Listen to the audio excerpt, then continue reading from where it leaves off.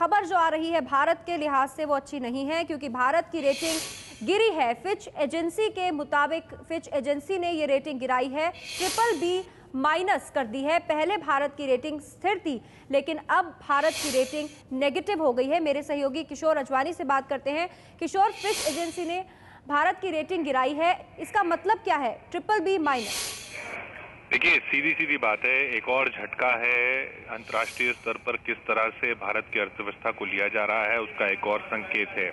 Stable से negative कर देना भारत की रेटिंग, यानी कि यहाँ अभी निवेश के लिए माहौल ठीक नहीं है। और उसकी वजह जो फिच ने बताई है वो है जो सबके सामने मुंह बाय खड़ी है कि महंगाई बढ़ती जा रही है और ग्रोथ जो है, विकास दर जो है वो कम होती जा रही है। यानी महंगाई दर बढ़ना और विकास दर घटना, ये जब स्थिति एक देश के सामने हो और उसके साथ साथ फिर कुछ ज्यादा फ्लेक्सिबिलिटी नहीं हो, कुछ ऐसे गुंजाइश नहीं हो सरकार के पास कि इस स्थिति को पलट सके, तब ये स्थिति आती है जब रेटिंग एजेंसी कहती है कि इस देश में निवेश अभी उतना मुनासिब नहीं है जितना अब से पहले हुआ करता था।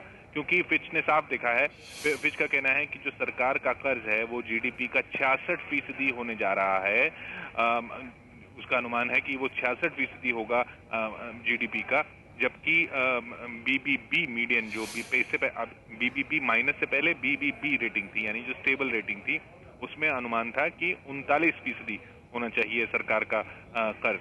अब मतलब सीधा साधा यह है कि एजेंसी ये कह रही है कि यहाँ पर सब्सिडी बहुत ज्यादा है, सरकार के खर्चे बहुत ज्यादा है, सरकार का जो वित्तीय घाटा जो है, जिसको बजट में अनुमान लगाया गया था राजकोषीय घाटे का 5.1%, उसको नहीं पूरा, उससे ज्यादा होने वाला है घाटा। सरकार को सब्सिडी कम करनी होगी, निवेश के लिए माहौल बनाना होगा, कई सुधार कदम उठाने होंगे, तब जाकर अंतर्राष्ट्रीय एजेंसियां इस रेटिंग को, इस तरह के अनुमान को बदलेंगी। इससे पहले स्टैंडर्ड पोर्स ने किया, अब फिच ने किया है। तो ये लगातार संकेत दे रही हैं अंतर्राष्ट्रीय एजेंसियां, अर्थव्यवस्थाओं पर नजर रखने वाले विशेषज्ञ, कि भारत में कानून उस तरह से नहीं बन पा रहे हैं कि निवेश का माहौल सुधरे, और साथ ही खर्चे बढ़ते जा रहे हैं और जो करेंसी है, जो रुपया है, वो भी संभल नहीं पा रहा है। तो पूरा अंतर्राष्ट्रीय माहौल, उस पर ये भारत की स्थिति और उस पर महंगाई बढ़ती हुई और विकास घटता हुआ, ये सब जिम्मेदार है इन चीजों का। पल्लवी, तो कुल मिलाकर अब भारत के लिए ये नकारात्मक संकेत है, क्योंकि भारत में निवेश नहीं करना चाहिए। इस तरह के हालात भारत में बन गए हैं। ये फिच की रेटिंग, फिच एजेंसी ने जो रेटिंग गिराई है उससे ये बात सामने आ रही है। BBB- रेटिंग कर दी है, मतलब निवेश करना खतरनाक है। भारत में निवेश नहीं किया जाना चाहिए, भारत को कर्ज नहीं दिया जाना चाहिए। किशोर, ये जो बातें हैं कि भारत को ना कर्ज दिया जाए, भारत को ना में निवेश भी ना किया जाए, ये तो भारत के लिहाज से, मतलब देश के लिहाज से बिल्कुल भी सही नहीं है। जी बिल्कुल, क्योंकि ये इस तरह की एजेंसीज की रेटिंग से निवेशक जो है वो संकेत लेते हैं, निवेशक संकेत लेते हैं कि अर्थव्यवस्था किस तरह चल रही है, कितनी मजबूत है।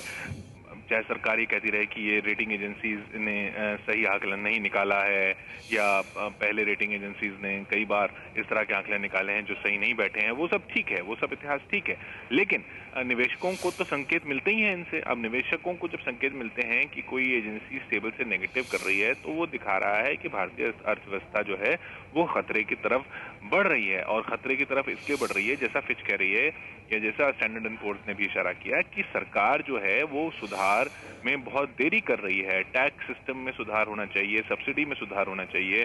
फिस्कल डेफिसिट जो है 5.8% होने जा रहा है, जो कि 2012 में 5.8% रहा, जो कि जबकि टारगेट 4.6% था, यानी सरकार का घाटा। तो सरकार का जो घाटा है वो दिन ब दिन बढ़ता जा रहा है और वो कंट्रोल में नहीं आ रहा है, इसलिए इस तरह की रेटिंग आ रही है।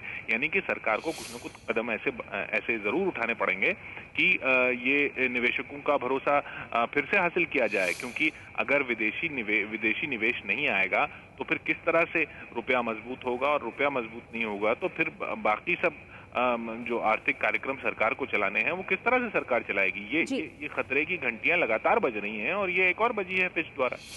नहीं किशोर जी, सरकार के सामने ये सब कुछ है, सरकार के सामने ही रुपया भी गिर रहा है डॉलर के मुकाबले, सरकार के सामने स्टैंडर्ड एंड पुअर भी रेटिंग दे रहा है, सरकार के सामने फिच एजेंसी भी अब रेटिंग गिरा रही है। तो क्या सरकार को पता नहीं है कि उसे क्या कदम उठाने हैं, या वो कदम उठा नहीं रही है जानने के बावजूद?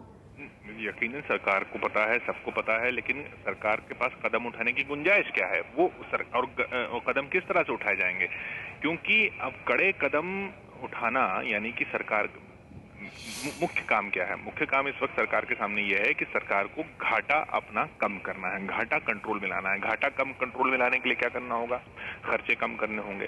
खर्चे कम होंगे तो वो कौन से कार्यक्रमों के खर्चे कम करने हैं, कौन से ऐसे खर्चे कम करने हैं? अब खर्चे कम होंगे तो विकास पे असर न पड़ जाए। सब्सिडी कम होगी तो यहाँ आम आदमी चिल्लाना शुरू कर देगा, उसको महंगाई बढ़ती दिखेगी।